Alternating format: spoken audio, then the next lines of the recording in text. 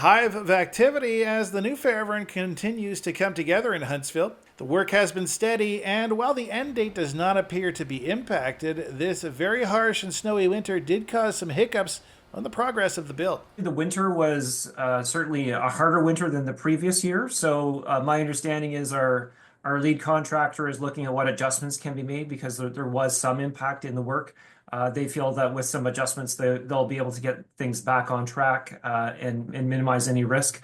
But really, other than the unpredictable nature of how the winter might impact a serious outdoor construction, at this point, it's really been really smooth. And we're working with a great team. So when there's an issue, we all pull our heads together and figure out the best answer. So knock on wood, so far, the project has really proceeded as planned.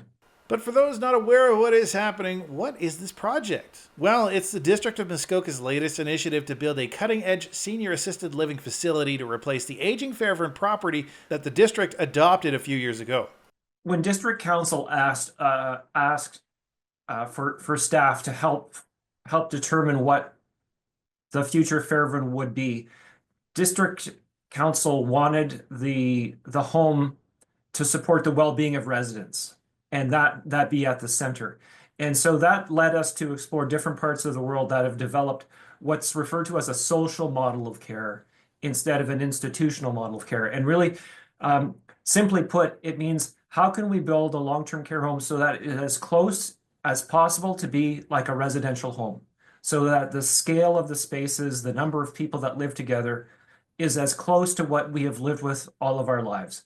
So that means very small areas where residents live together in groups of 13 or 14 residents compared to 30 residents that you might see, for example, at the Pines. Small dining spaces, small activity spaces, small living room spaces with the scale, the residential feel that we've all lived our lives. And so the design of the new Fairvern has been built around helping residents feel at home, and then all their needs are built around them through how we're going to deliver services to them. And this new property is coming with much excitement, says Fairvern Administrator Carrie Acton. I think excitement and nerves is a really great way to put it.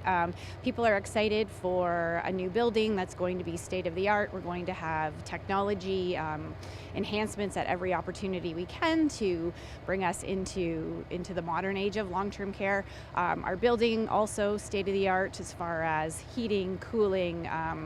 Our small house model, which is different from many of the other homes across the province. So 12 or 13 residents living in an area as opposed to the traditional 32 bed model, which most homes in the province are employing at this point.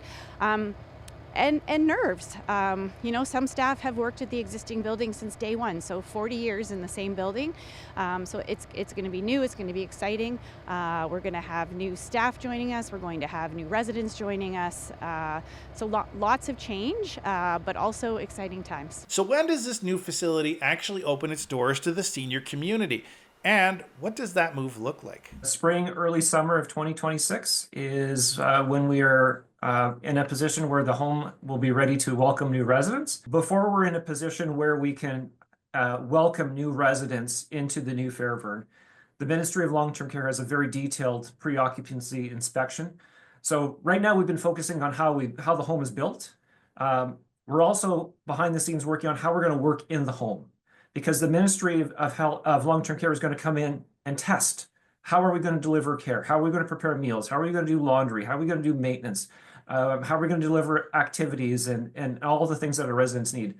So that inspection happens, that detailed inspection happens first. The Ministry of Long-Term Care, if we are successful with that, then will permit us to then welcome residents. And part of welcoming residents is we have to submit a detailed plan of how we're going to move each resident from Fairvern. So we'll have an individual plan for each resident to make sure that whatever unique needs they have, we have a specific plan for them. The ministry will approve that. And the ministry will also approve our plan for how we welcome new residents. Once all of the current Fairvern residents are at the new home, we're also going to be welcoming new residents. And that plan, how many residents and our the way that we're going to do that will also be reviewed and approved by the Ministry of Long-Term Care. So it's a very detailed process with lots of rigor to ensure that we're doing things absolutely perfectly. At this point, the plan will be on moving day, which again, we don't know 100% when that day will be, but on moving day, residents will wake up in the existing Fairvern, and by lunchtime we'll be eating lunch in their new home. So in that one morning, we're going to get the 56 existing residents transferred over here to their new home. Obviously, ahead of that time, many of their things will have already come over here so that their rooms will be ready for them when they arrive.